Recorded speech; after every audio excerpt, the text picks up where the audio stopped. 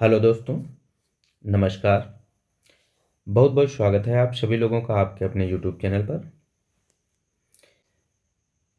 आज फिर से लेकर आया हूँ हिंदी का एक बहुत ही बेहतरीन प्रैक्टिस सेट, जो कि आपकी सभी परीक्षाओं के लिए बहुत ही महत्वपूर्ण है। अत्यंत उपयोगी प्रश्न हैं। यह प्रश्न TET, CTET, super TET, UPP, TGT, PGT, RO, SSC, GD, BPSC, EMRS या अन्य सभी परीक्षाओं में जहां पर आपसे हिंदी पूछा जाएगा, बहुत ही महत्वपूर्ण रहेंगे, उपयोगी रहेंगे। आपको हूबहू प्रश्न देखने को मिल जाएंगे। तो चलिए शुरुआत करते हैं हम लोग इस प्रैक्टिस सेट की। बहुत ही बेहतर तरीके से, व्याख्यात्मक रूप से एक एक विकल्प को हम लोग देखेंगे और समझने का प्रयास करेंगे। तो चलिए शुरुआत करते हैं। प्रश्न नंबर 1, निम्नलिखित में एक शब्द अशुद्ध है। तो यहाँ पर जो विकल्प दिए हैं, 4 विकल्प दिए हैं, जिनमें 3 विकल्प सही हैं, एक गलत है। आपको गलत बताना है कि कौन सा है। क्या दैहिक गलत है? क्या नौकरी गलत लिखा हुआ है? इसको आप प्रौढ़ करेंगे, क्या प्रौढ़ गलत है या फिर पौरुष गलत है? तो कौन सा विकल्प इसमें गलत दिया है, अशुद्ध है? तो विकल्प हमारा खा जो है ये अशुद्ध है। नौकरी नहीं होता है, इसका शुद्ध रूप क्या होता है? तो ये हो जाएगा नौकरी। क्लियर है? तो इसका ये सही हो जाएगा। देखेंगे हम लोग दूसरा प्रश्न। प्रश्न नंबर 2, कौन सी वर्तनी शुद्ध है? अब यहां पर 4 विकल्प दिए हैं, जिनमें 3 विकल्प गलत लिखे हुए हैं, यानी कि 3 की वर्तनी गलत लिखी हुई है। एक विकल्प सही दिया है। तो आपको सही बताना है कि क्या रचयिता होता है, क्या रचिता होता है, क्या रचयिता होता है या फिर रचयिता होता है। कौन सा विकल्प सही होगा, क, ख, ग या घ में? तो यहाँ पर जो विकल्प सही है वो आपका बिल्कुल गा विकल्प सही हो जाएगा। रचयिता होता है इसका, तो आपका गा विकल्प बिल्कुल सही हो जाएगा, शुद्ध हो जाएगा। क्लियर है? प्रश्न नंबर 3, निम्न में से संज्ञा शब्द है। तो यहाँ जो 4 विकल्प दिए हैं, इनमें किसी एक विकल्प में संज्ञा दिया हुआ है। वो आपको बताना है कि किस विकल्प में संज्ञा शब्द दिया है। क्या आप संज्ञा है, क्या चलना संज्ञा होगा, आकाश हो जाएगा या फिर लंबा हो जाएगा? तो कौन सा विकल्प हो जाएगा?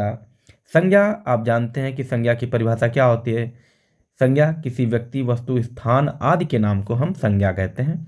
तो यहाँ जो आप दिया है, आप क्या हो जाएगा? ये आपका सर्वनाम हो जाएगा। क्या हो जाएगा? आप सर्वनाम दिया है। चलना क्या है? चलना मतलब कोई कार्य हो रहा है, यानी कि ये आपका क्या हो जाएगा? क्रिया हो जाएगा। आकाश क्या दिया है? ये स्थान का नाम है आकाश। तो हमारा जो विकल्प होगा वो गा बिल्कुल सही हो जाएगा, आकाश, यानी कि यही आपका संज्ञा हो जाएगा। और जो लंबा दिया है ये क्या है? ये आपका विशेषण है। क्या हो जाएगा? ये आपका विशेषण हो जाएगा। क्लियर है? देखें हम लोग अगला प्रश्न। प्रश्न नंबर 4, क्रिया से बनने वाली भाववाचक संज्ञा है। आपको बताना है कि क्रिया से बनने वाली भाववाचक संज्ञा कौन सी होगी। क्या थकावट है, क्या बुराई है, आलस्य है या फिर बुढ़ापा है? तो कौन सा हो जाएगा? कौन सा विकल्प सही हो जाएगा? तो यहाँ पर जो विकल्प का दिया है ये बिल्कुल सही है। थकावट जो है ये क्रिया से बनने वाली भाववाचक संज्ञा है। क्रिया से बनने वाली भाववाचक संज्ञाएं और भी हो जाती हैं। जैसे हम लोग अगर देखें तो घबराहट क्या हो जाएगी? घबराहट हो जाएगा। इसी प्रकार से अगर हम लोग देखें तो चढ़ाई हो जाएगा। ये सभी क्रिया से बनने वाली भाववाचक संज्ञाएं हैं। बुराई जो है ये आपका विशेषण से बनने वाली भाववाचक संज्ञा है। किससे? तो आप बताएंगे विशेषण से बनने वाली भाववाचक संज्ञा है। क्लियर है? बूढ़ा ये भी विशेषण से बनने वाली है। ठीक है, विशेषण से। प्रश्न नंबर 5 में कहा है कि उसने पत्र लिखा, रेखांकित शब्द का सर्वनाम भेद है। यानी कि जो उसने है ये रेखांकित है, और यही बताना है कि उसने जो है किस प्रकार का सर्वनाम है। क्या यह निजवाचक सर्वनाम है, क्या पुरुषवाचक सर्वनाम है, निश्चयवाचक सर्वनाम है, या फिर संबंधवाचक सर्वनाम है? तो कौन सा सर्वनाम हो जाएगा? तो यहाँ पर जो उसने दिया है ये आपका पुरुषवाचक सर्वनाम हो जाएगा। क्या हो जाएगा? उसने जो है ये आपका पुरुषवाचक सर्वनाम हो जाएगा, यानी कि विकल्प खा बिल्कुल सही हो जाएगा। अगर आपसे पूछ लिया जाए सर्वनाम के भेद पूछ लिए जाए तो भेद कितने होते हैं, तो आप बताएंगे 6 होते हैं। कितने होते हैं? तो 6 होते हैं। यहाँ पर आपको दिया है जैसे कि पुरुषवाचक दिया है, निश्चयवाचक दिया है, निश्चयवाचक दिया है, और अनिश्चयवाचक होता है। क्या होता है? अनिश्चयवाचक होता है। ये आपका 5वां हो जाएगा। अनिश्चयवाचक के अलावा अगर हम लोग देखेंगे तो संबंधवाचक होता है। संबंधवाचक के बाद अगर हम लोग छठा देखें तो ये आपका प्रश्नवाचक हो जाएगा। क्या हो जाएगा? प्रश्नवाचक। तो सर्वनाम के 6 भेद होते हैं। 2 ये मैंने लिख दिए हुए हैं और 4 ऑलरेडी पहले से लिखे हुए हैं, तो इनको आप लोग ध्यान रखेंगे।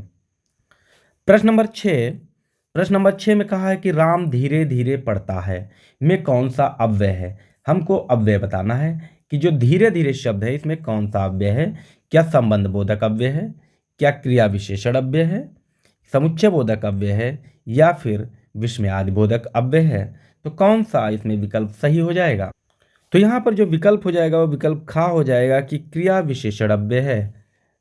कौन सा है?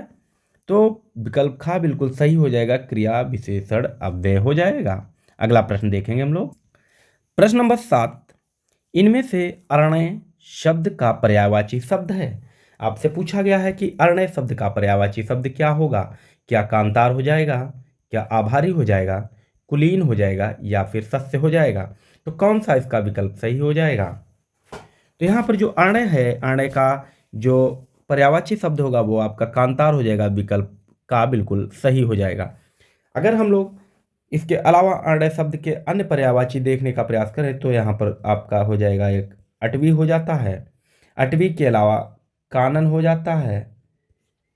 अरणय मतलब अभी बात समझे तो अरणय किसे कहते हैं? तो जंगल को कहते हैं। किसे कहते हैं? तो जंगल को कहते हैं। ठीक है। तो यहाँ पर अन्य विकल्प हो यहाँ पर अन्य पर्यायवाची जैसे कांतार, अटवी, कानन, विपिन ये सभी आपके जंगल के पर्यायवाची हैं। अगर हम बात करें आभारी, तो आभारी के अन्य पर्यायवाची की बात करें तो क्या हो जाएगा? अनुग्रहित हो जाएगा। अनुग्रहित हो जाएगा। ठीक है ना? अनुग्रहित हो जाएगा। अनुग्रहित के अलावा एहसानमंद। क्या?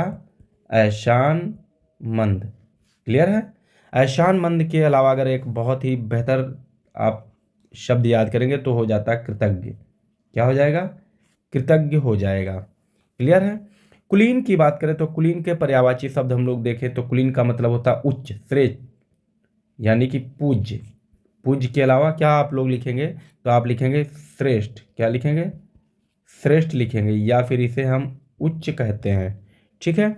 उच्च कह लेंगे, अभिजात कह लेंगे। क्या? अभिजात। क्लियर है? सस्य को देखें हम लोग तो सस्य का मतलब होता है अनाज। क्या होता है? शस्य का मतलब होता है अनाज। अनाज को ही हम लोग क्या बोलते हैं? और अन्न बोलते हैं। ठीक है? अन्न बोलते हैं, या फिर इसे हम धान्य कहते हैं। क्या कहते हैं? धान्य कहते हैं। क्लियर है? चलिए हम लोग देखेंगे अगला प्रश्न। प्रश्न नंबर 8 में कहा है कि वाच्य कितने प्रकार के होते हैं। यहाँ पर आपको बताना है कि वाच्य कितने प्रकार के होते हैं। क्या 4 होते हैं, या 2 प्रकार के होते हैं, 3 प्रकार के, या फिर 5 प्रकार के होते हैं? कौन सा विकल्प इसमें सही हो जाएगा? क, ख, ग या घ? आपको बताना है कि वाच्य कितने प्रकार के होते हैं। तो यहाँ पर जो विकल्प होगा वो ग बिल्कुल सही हो जाएगा कि वाच्य जो होते हैं वो 3 प्रकार के होते हैं। तो अगर हम लोग देखने का प्रयास करें कि वाच्य कौन कौन से होते हैं, तो एक को हम कहेंगे कृतवाच्य। क्या कहेंगे? कृतवाच्य। एक को कहेंगे हम लोग कर्मवाच्य। और लास्ट वन जो होगा वो आपका हो जाएगा भाववाच्य हो जाएगा। तो हिंदी में 3 प्रकार के वाच्य होते हैं, ये आप लोग याद रखेंगे। प्रश्न नंबर 9, निम्न में से कर्ता कारक का परसर्ग कौन सा है? यहाँ पर पूछा गया है कि कर्ता कारक का परसर्ग कौन सा होगा। क्या को हो जाएगा, क्या ने हो जाएगा, से हो जाएगा, या फिर में हो जाएगा? तो कौन सा इसका विकल्प हो जाएगा। यहाँ स्पष्ट कर दे कि अगर आपसे कारक की संख्या पूछ ली जाए तो आप बताएंगे कारक 8 होते हैं। तो कर्ता कारक का परसर्ग जो यहाँ पर होगा वो ने हो जाएगा। कौन सा हो जाएगा, ने, यानी कि विकल्प खा बिल्कुल सही हो जाएगा। को जो है वो आपका कर्म कारक का परसर्ग होता है। किसका, कर्म कारक का परसर्ग होता है। से जो है ये किसका होता है, ये करण का होता है, करण का होता है। या फिर से जो है वो अपादान का भी होता है, अपादान का भी होता है, यानी कि ये अलग होने के संबंध में हो जाएगा। कब, जब अलग होने के संबंध में यूज होगा से, तब आपका अपादान हो जाएगा। वैसे आपका साधन के रूप में करण का होता है। और में जो है ये आपका अधिकरण का होता है।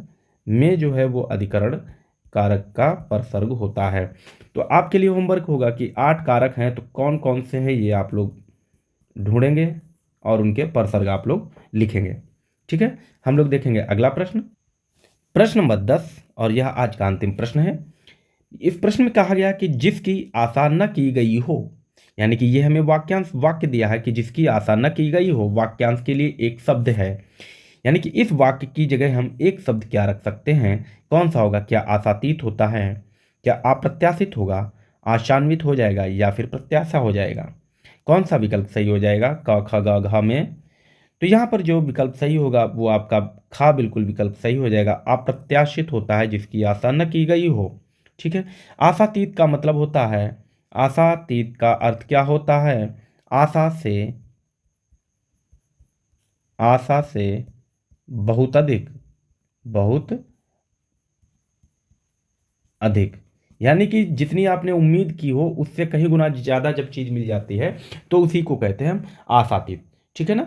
और आशान्वित जो है, आशान्वित का मतलब होता है आशा से बंधा हुआ, आशा से बंधा हुआ होता है, इसे हम कहते हैं आशान्वित कहते हैं। और जो अंत में घा विकल्प दिया है कि प्रत्याशा, प्रत्याशा का मतलब होता है की गई आशा। क्या, की गई आशा को ही हम लोग कहते हैं प्रत्याशा, कि उम्मीद जो लगा के बैठते हैं उसे हम लोग प्रत्याशा कहेंगे। ठीक है, तो आज हम लोगों ने महत्वपूर्ण 10 प्रश्नों को देखा है जिनके विकल्पों को समझने का प्रयास किया है, और उम्मीद करता हूं कि आप सभी लोगों को बेहतर लगा होगा। तो आप लोग वीडियो अच्छा लगा है तो उसके लिए आप लोग वीडियो को लाइक कर दिया करिए और शेयर कर दिया करिए ताकि सभी लोगों को वीडियोस मिल जाएं। और जिन्होंने चैनल सब्सक्राइब नहीं किया वो चैनल सब्सक्राइब कर लें अगर आप लोगों को वीडियोस अच्छी लग रही हैं। तो ठीक है, मिलते हैं हम लोग अगले वीडियो में, तब तक के लिए take care, bye bye, thanks for watching video.